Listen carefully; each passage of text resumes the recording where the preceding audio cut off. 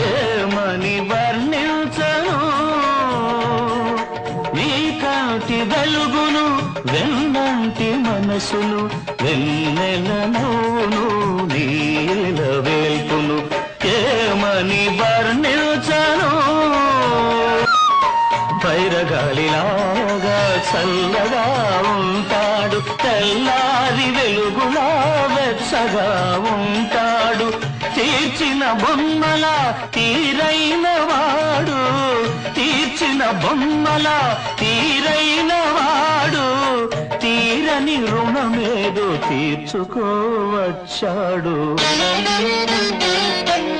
ఏమని వర్ణించను